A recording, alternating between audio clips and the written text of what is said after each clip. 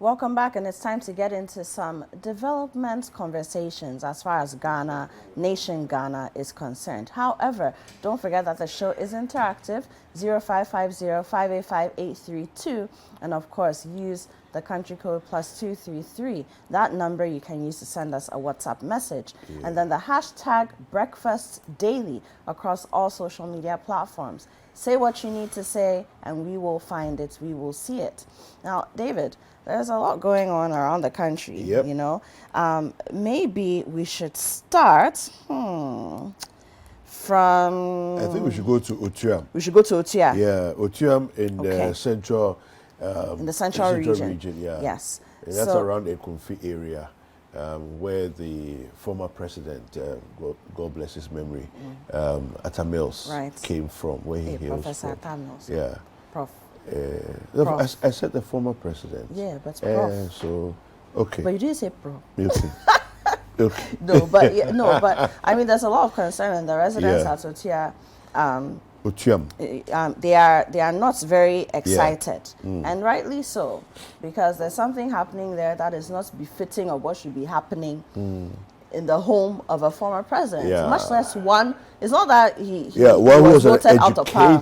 No, and it's not that he was voted out of power. He passed away as a sitting president. As a sitting president. So, in everything that we do, we should give him that honor and that glory. And so there's a school there. And I don't even know how to. The roofing apparently has just caved in.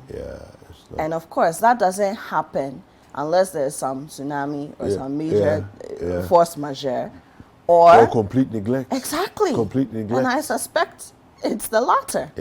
And so we have a report from our colleague Calvis Tete, who's our central regional correspondent. Let's take a look at it, and when we come back, we'll delve into this conversation.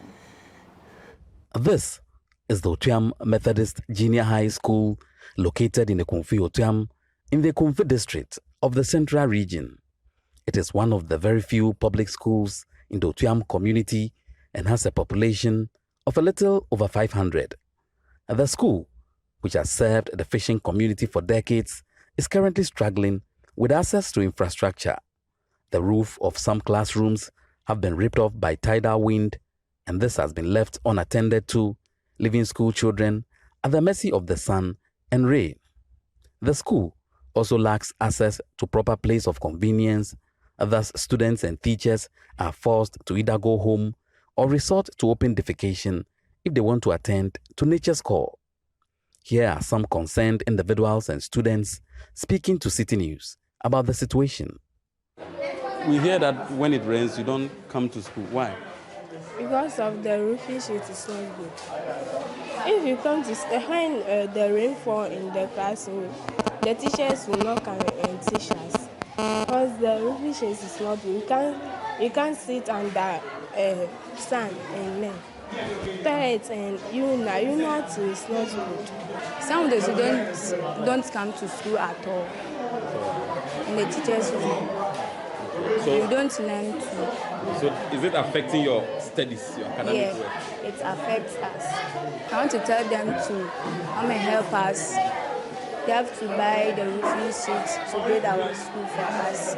We don't have a place to sit, but we go to the seashore. No, I'm not happy at all because it affects the way we learn. For example, when we are learning, some small air blew, all the roofing will be making noise, and this disturbs the students and the teachers as well. Former President John Evans Atta Mills and some prominent personalities hail from this particular community, and the residents want authorities to rebuild the school in honor of the late president. I'm worried because at least we can get somebody to replace Atta Mills, the late professor. So when a thing goes on like this, it affects us, and we are worried about it. So we are praying that better thing can be done so that the children will also be replaced the former president. It's affecting them seriously. You know, you can't stand in the sun and then sit in the sun and learn at the same time. When it rains, you can't be there and then learn. Your books, your uniform will wet. So what they will do is when it rains, they will just go home. And when the sun is shining too much, they will just allow the children to go home. It's affecting their learning. We have some old students, prominent people. We have professors coming out from these schools, doctors coming out from these schools. We are pleading on them. They should come and then help us. Isaac Taylor is a member of the school management committee, and he laments the effects of the situation on teaching and learning. Yes, it affects the academic way because when it's raining, the children cannot be in the classroom to learn. So they have to, close the school so that the children will get to the house, so that nothing can happen to them. Another way it affect them because in gradually, when it comes to the rain season, it rains regularly. So that time, the learning and then the teaching activity cannot hold on. The John Evans Atamils Senior High School, which is in the same community, is also faced with the challenge of students having to trek long distance to school because the school does not have a boarding facility. We don't have boarding facilities, so we have to walk in and out every day.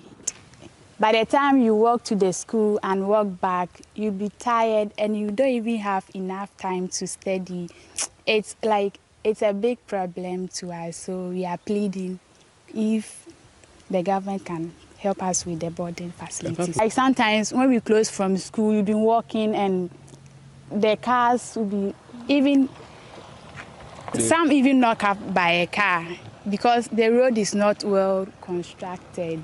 Some they don't have money to pay the bus fee, so you have to walk with the bus, or you have to walk from Otuam to the school, and that's from the Otuam to the school. There is a long interval with it. So when they walk from that place to the school, they got tired. For them to study hard, it's not. For they'll come and sleep in the school while the teacher is teaching. That's the report our colleague Calvin Stete did for us. It's very revealing on so many levels. Yeah. Happy, I cringe sometimes when some of these reports come out because it exposes different kinds of challenges. Yeah. First of all, there is the obvious one, which is the infrastructure, the neglect, the years of neglect that have brought us to this point. The fact that when we do an investment, it's almost like it's a one-time investment, and the investment should look after itself kind of approach that we have. Do you see? It's like we've done this intervention, so you should look after yourself till whenever, just take care of yourself. That's one. Then I'm also looking at the soft side, where there's the issue of the education itself that people are getting. We've sat here and had a conversation about schools in the Volta region, schools in the northern region, and we tend to find that schools in the Volta region and the northern region, the command of the English language is far superior to other parts of the country. Very true. And I find it interesting because the central region is supposed to be like a hub of education, right? And somehow education seems to have failed the people, I wonder what the instructors, the quality of education the instructors themselves have, to pass on to students. Because you hear some of the English language that's being spoken and you're like, really? Yeah. It leaves quite a bit to be desired, Yeah. But I mean, and that's brilliant. It goes back to our quotes of the day. Yeah. Yeah. You can't just, you said something, you've built something, and you leave it. However, it takes care of itself. Takes care of itself. Yeah. That's a child. Yes. You've built a school. It's a child. Yeah. It can't just take You care can't of just itself. leave it. No. It needs to be taken care of. But then also the fact that we are not just dealing with the school building and block, but the amenities. Yes, the amenities. Basic amenities, places Lacking. of convenience. Non-existent. But we have the DCE of Ekumfi, the Honorable Ebenezer Kwesi Money, on the line. Good morning, Honorable. Good morning. How are you doing, sir? I'm fine. You? I'm very well, thank you, sir. Okay, so we've been speaking to members of Otuam, the Otuam community, which of course is the hometown of our late, former president, His Excellency Professor John Evans Atta Mills. And the concern there's a particular school there, the roof has caved in, that's one, but it's not a challenge in isolation. They've been dealing with several challenges within the space, including a lack of a place of convenience that the students can use while they're at school. Has this come to your attention, sir? And if so, what is your outfit doing, or what gains have you made in trying to address the challenge? Okay. Good morning to your listeners. Do you know I'm also from the place? Oh, I see. Oh, okay. Yeah, I am a native, born and bred there. Wonderful. Beautiful. And that school is my alma mater. Oh, wow. Okay. Yes. Then they are fortunate. Yes. Yes. Yeah, it has come to my attention Okay. since May, during the rainy season. Okay. So I sent my engineers, my work department, to go and assess the situation. But it may interest you to note that it's not only Otuam. There are a whole lot of communities that are in similar situation. I can mention Ekumfano, Safa, Nakwa. So, at times we a whole lot of issues, and the budget, when I came, the budget has been done already. And you can't just set up, you can't just set up and then execute the project. Right. Unless it impacted the budget. Of course. And fortunately for us, we have a chance of reviewing the budget, budget review.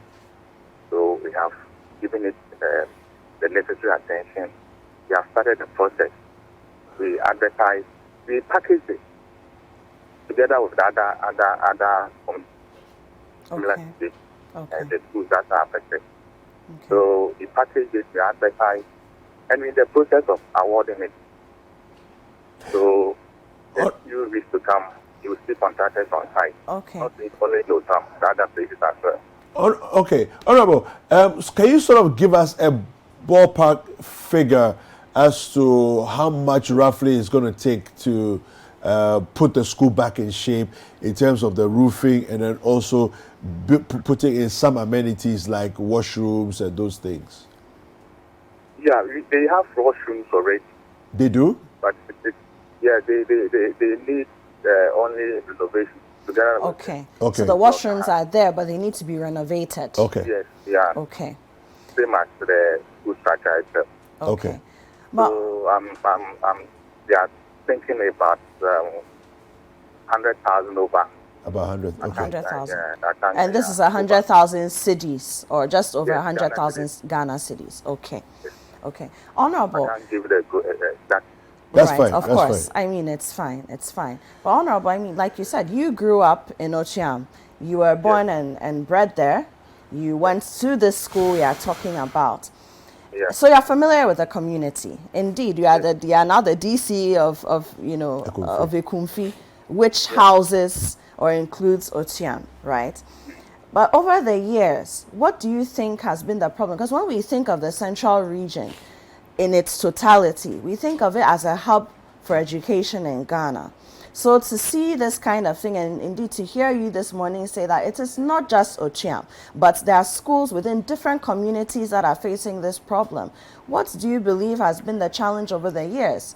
I mean, we can talk about lack of maintenance, but why is that so? It's so because of, like you rightly pointed out, lack of maintenance. And then the schools, some are too old. Okay. And they need renovation. That is why we started, it's a process we started with those who are in dying need. And gradually we get there.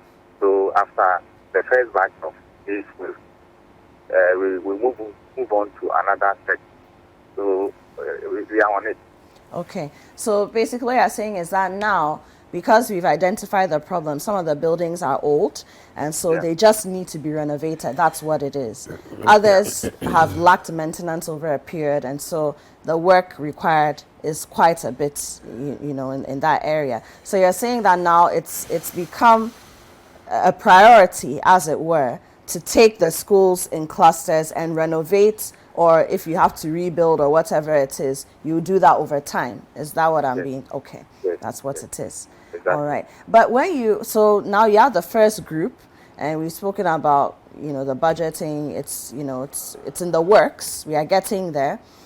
When you look at all the work that has to be done, how long do you think it will take to give these schools a facelift over time? Oh, let's say in 2 months' time, if the contractors go on site, I'll be on them.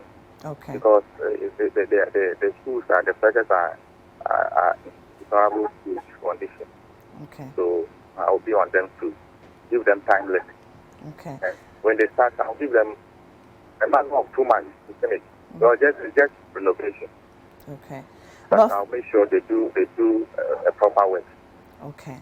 But for now, it's one thing to have dilapidated structures and washrooms that are not really in working order, but it's another thing when the entire roofing has caved. For now, have any conversations happened between the district and the school or the assembly, anything of the sort, to see how the students will not be affected in terms of their learning?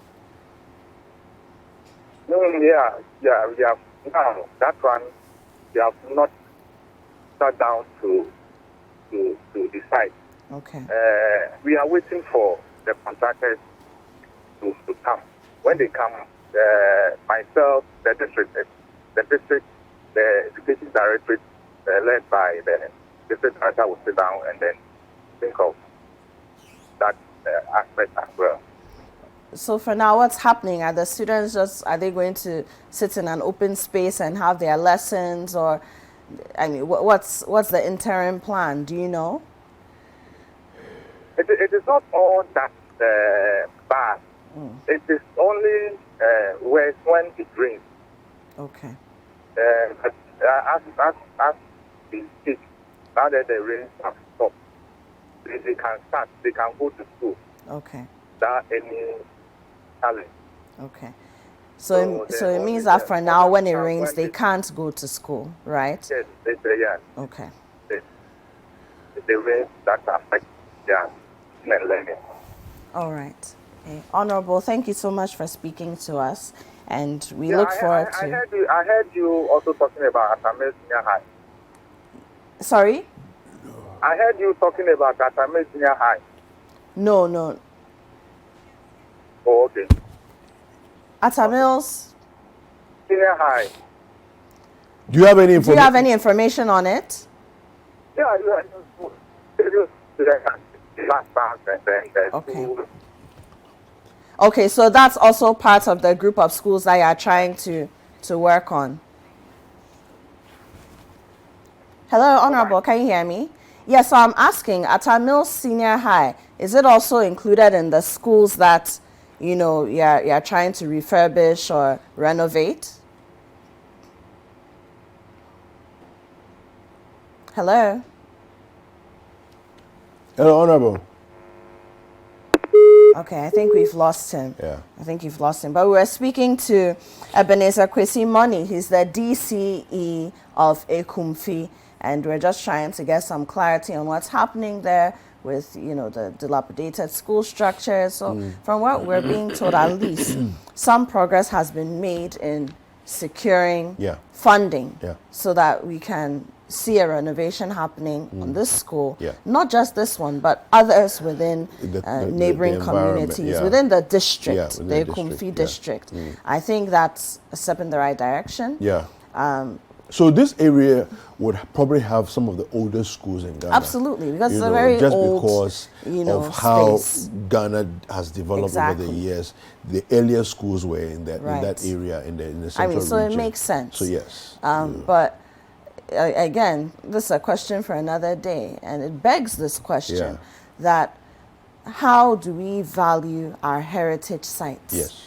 because in another jurisdiction in the world, we would never let this no, go into this. These would have been spaces that would become a cluster of museums for education in Ghana. Yeah, exactly. And that alone would generate income to maintain the school, so that we don't have a situation where the students are unable to go to school when it rains. I mean, we're all sitting here and we're talking about the death of the Queen of England, Elizabeth II.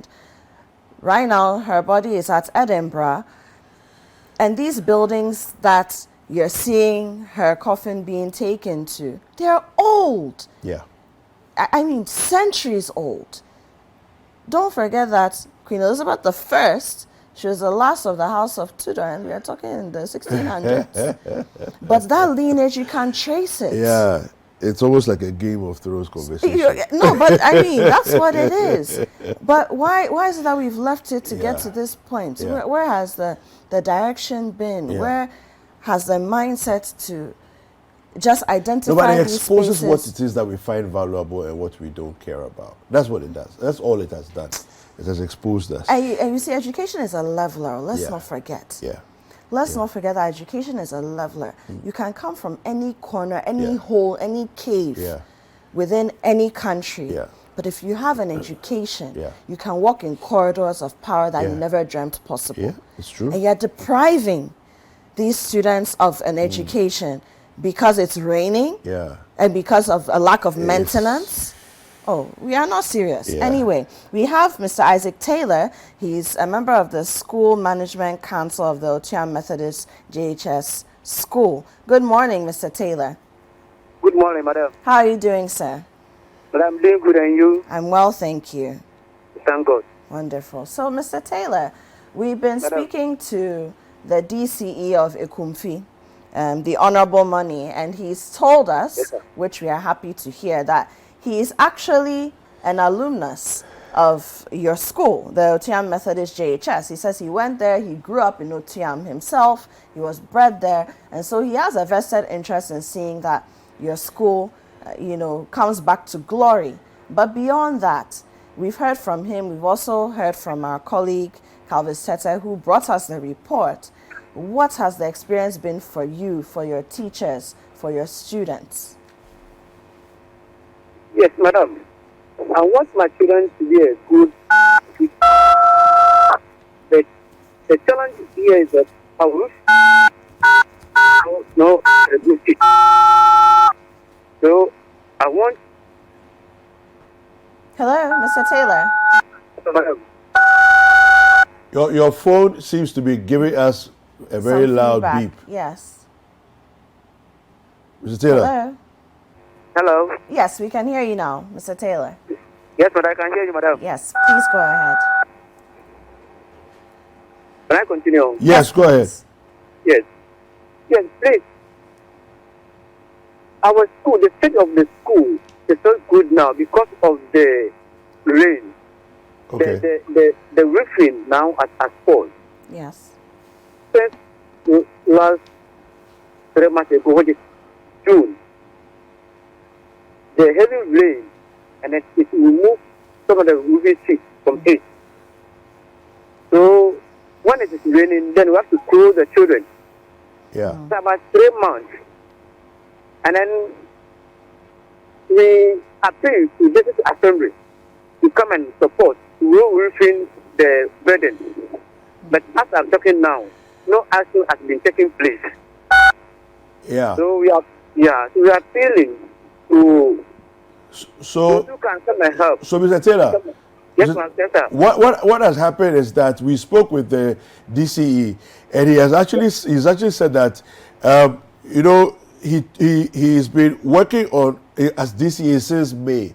By the time he started, the budgets have already been drawn up, but he's actually very interested in the school, the Otuam Ekumfi SHS. He's very interested in it. So what it is that in the budget review, he's going to include your school in the budget review so that, some amenities, and he already has a rough figure as to how much it will cost to re-roof your school, and then also to renovate the toilet facilities as well.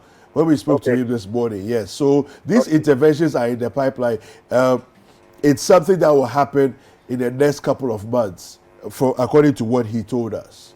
Okay. Yeah. So does that sound like some good news for you? Yes, sir. Okay. Talk to us a little bit about the amenities you have. Do you have access to good water, drinking water? What about the washrooms, the state of the washrooms? He made mention of the fact that there are toilet facilities there in the school. It's just that they are they've not been renovated, so they are in a bad condition. Is that the case in the school? Yes, sir. That was the toilet facility at the school was not good at all. Okay. It's not good at all. It's like a trap to the children. Because some of the toilets are full. It's left one for the tap. So the children have to run to the bush before they can have some place to do their things over there. Okay. Which is very dangerous. Yeah. And then you don't have water in the school. You don't have water in the school? You don't have water. Okay. Water. So the children have to go home and go to the nearby houses to go and seek for water. I see. Sometimes they cross a road before they can get access to their house so that they will get more water to drink. Wow. Okay. You don't have water in the school. So you have a lot of challenges. Up until now that this has been brought to the attention of us here at Citi TV, what are some of the interventions that you've tried, if any? Yes, madam. First, I've talked to this activist, I've said it clear. And then the school management committee has decided to have fundraising because we don't have people who can help you financially. They decide to have fundraising so that we can raise funds to support the school. Okay. And has that been successful? Madam, we did when the school needs a desk and we get just 2,000 to purchase a desk for the children. But we are trying. Maybe at November, December, we can organize a speech or fundraising, special fundraising, so that any later amount you can get, you can use to do something at the school. Okay. All right. Okay, so Mr. Taylor, thank you very much. We will, of course, be following this story. We'll follow up with the DCE, your DCE of Ekumfi again, just to make sure that what he is working on to solve the problem, comes to fruition. Thank you very much for speaking to us. We've been speaking to Mr. Isaac Taylor.